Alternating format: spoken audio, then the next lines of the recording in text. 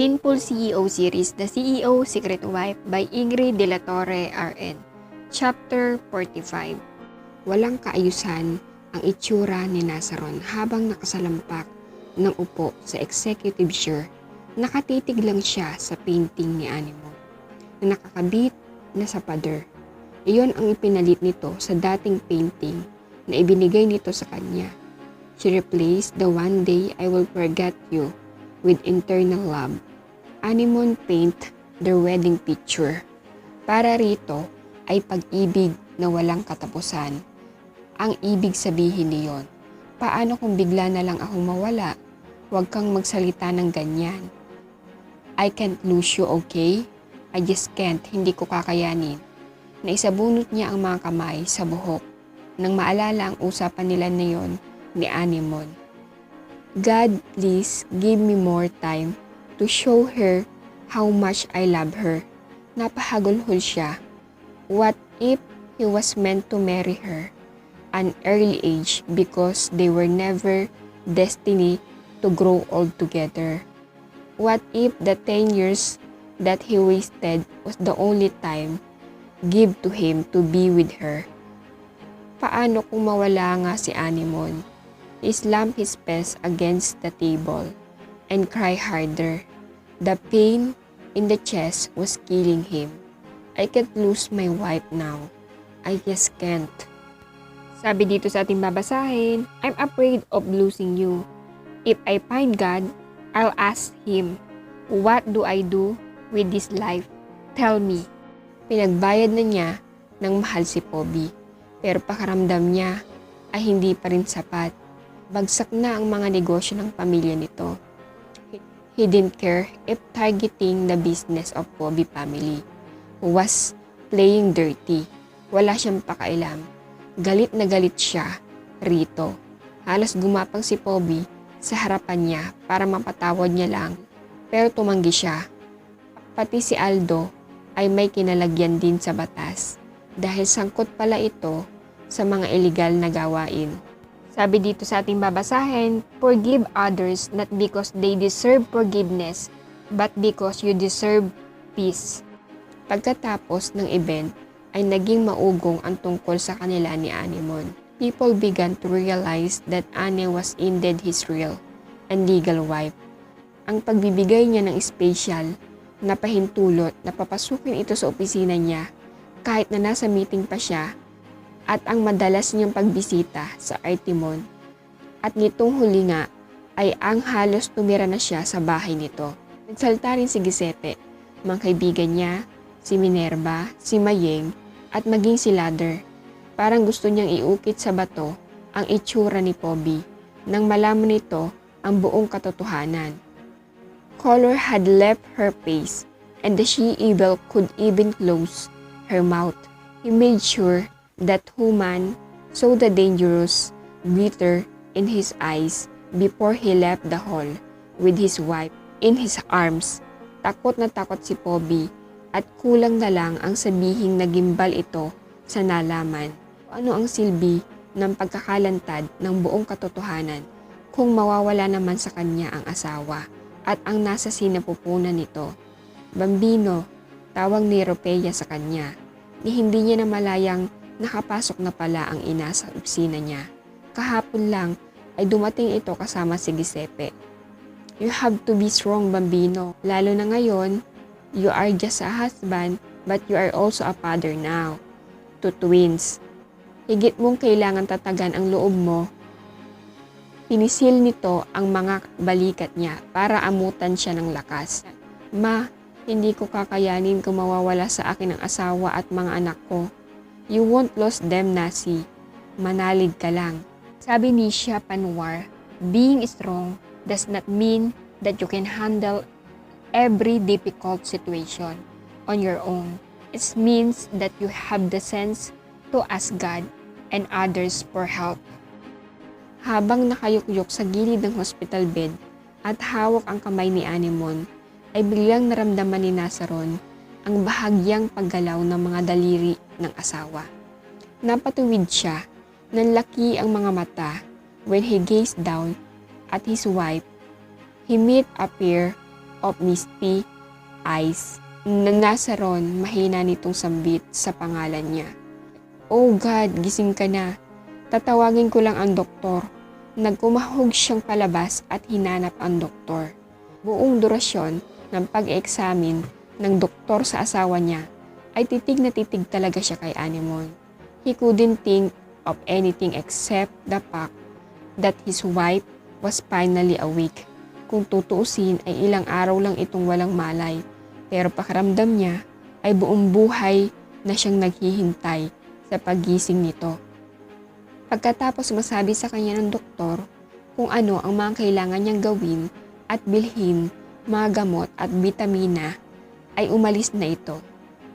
Lumapit siya sa asawa at pinisil ang kamay nito. The tears began to well up in his eyes. You scared me, honey.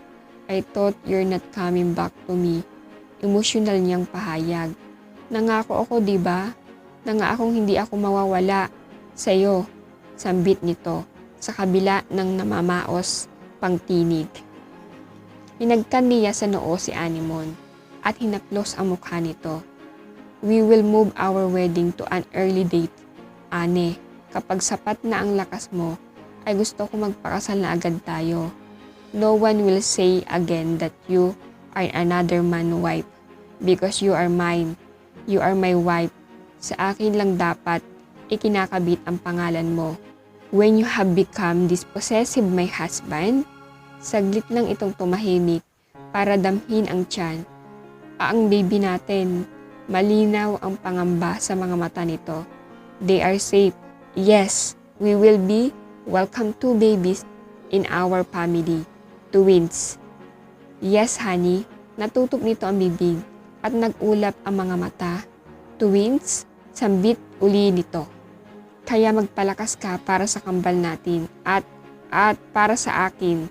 Hinaplos niya ang pisngi ng asawa.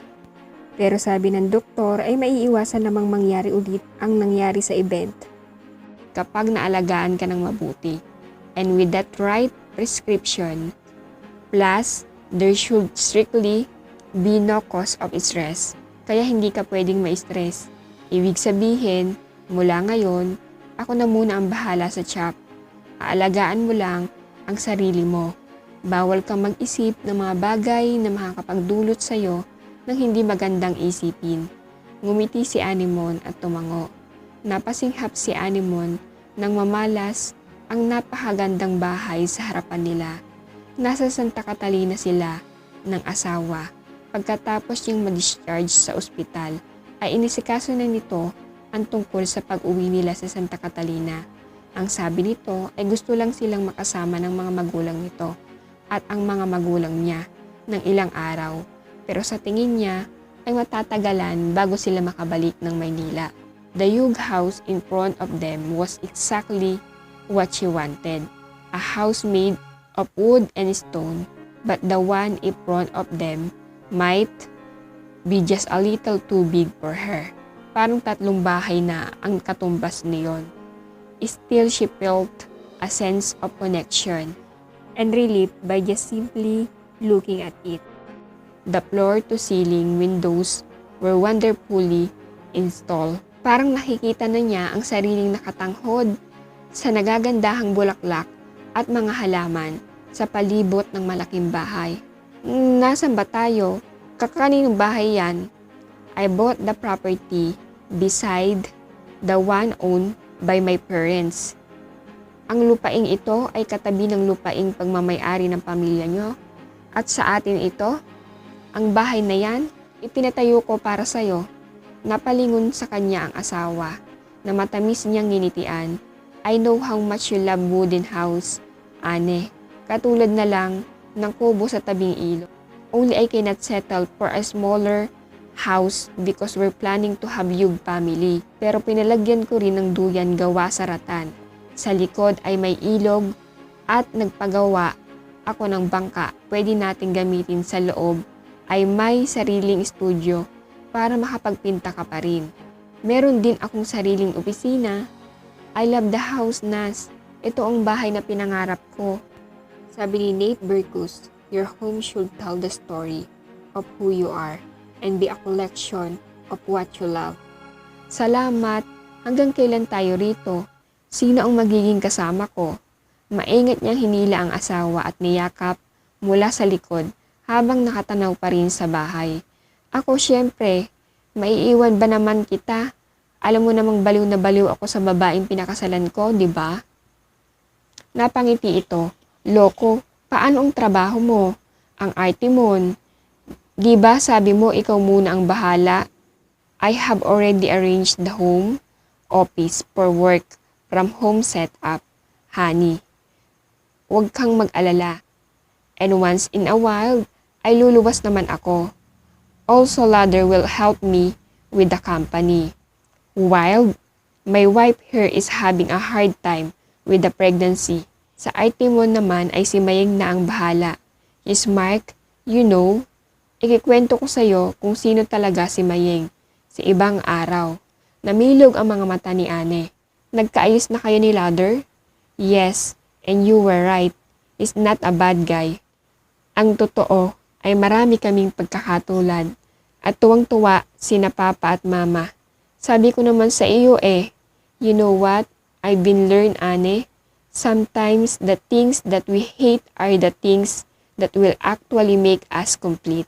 If we're unwilling to try, then we will never know what life would be like with something or someone in it. My life was pretty much meaningless before I let you in. Ikaw ang bumuo sa buhay ko. And to think that I almost lost you for good.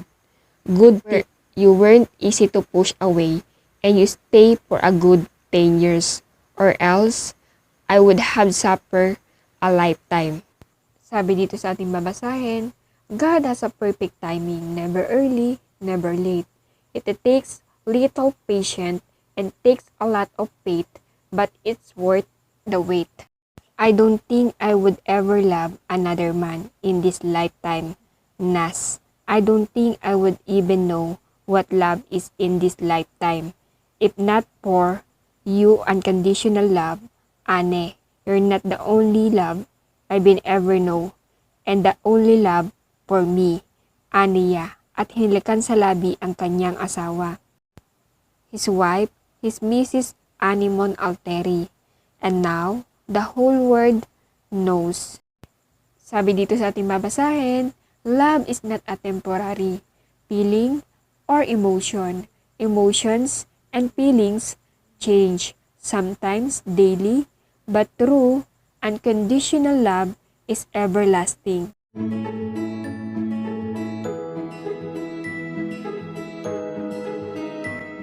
Kung di mo pa napanood ang ibang chapter ng storyang ito, ilalagay ko rito. Mga certified love story lovers, ang pakikinig at pagbabasa ay ang mga bagay lamang na nagbibigay daan sa inyo upang makita ang inyong imahinasyon. I-follow nyo na rin ako sa aking Facebook page at Facebook account. Like, share, and comment down below. Kung di ka pa nakaka-subscribe, subscribe na on my YouTube channel. Hit the bell button para lagi kang updated sa mga bago kong bidyong i-upload.